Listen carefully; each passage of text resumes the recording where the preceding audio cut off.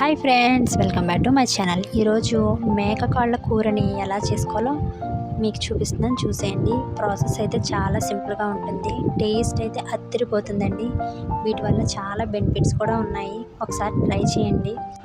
Please like and share, subscribe మాత్రం మర్చిపోవద్దు. ఇప్పుడు ప్రాసెస్ చూసేద్దాం. ముందుగా మేక కాళ్ళని శుభ్రం చేసుకొని కుక్కర్లో వేసుకొని దాంట్లో పసుపు, కారం, కొంచెం అల్లం వెల్లుల్లి పేస్ట్ వేసుకొని 4-5 విజిల్స్ వచ్చే వరకు ఉడికించుకోండి.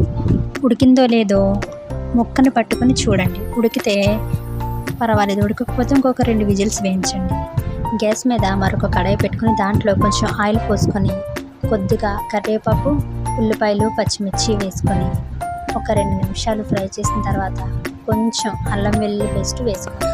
ఆనియన్స్ మగ్గిన తర్వాత దాంట్లో కొంచెం ఉప్పు, పసుపు వేసుకొని ఇంకొక 2 నిమిషాలు కలిపి కారం వేయండి. కారం మీరు తినగలిగినంత వేసుకోండి. కారం వేసిన తర్వాత ఒక 2 నిమిషాలు వాటిని కలుపుకొని తర్వాత ఈ ఉడికించుకున్న మేకకాళ్ళని అవి బాగా ఉడికాయో లేదో చూసుకొని ఈ ఫ్రై చేసుకున్న ఉల్లిపాయల్లో వేసుకొని కారం సరిపోయిందో లేదో చూసుకొని ఇంకొక 2 గ్లాసులు వాటర్ పోయండి. ఎందుకంటే కొంచెం గ్రేవీ అనేది మనకి రావాలి కాబట్టి.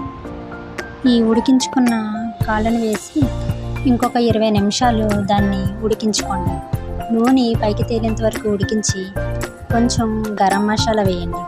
గరం మసాలా వేసిన తర్వాత ఇంకొక 5 నిమిషాలు చిన్న మంట మీద ఉడికించుకోండి. చూసారుగా కర్రీ అయితే ఏ కలర్లో చేంజ్ అయిందో. తర్వాత చివరిగా కొంచెం కొత్తిమీర వేయండి. అంతే, టేస్టీ మన మేక కాళ్ళ కూర అయితే రెడీ అయిపోయింది. చూడండి, ముక్క అయితే ఎంత మెత్తగా అయితే ఉడికిందో. చాలా టేస్ట్గా ఉందండి. Please like and share, subscribe మాత్రం మర్చిపోవద్దు. Thanks for watching. బాయ్.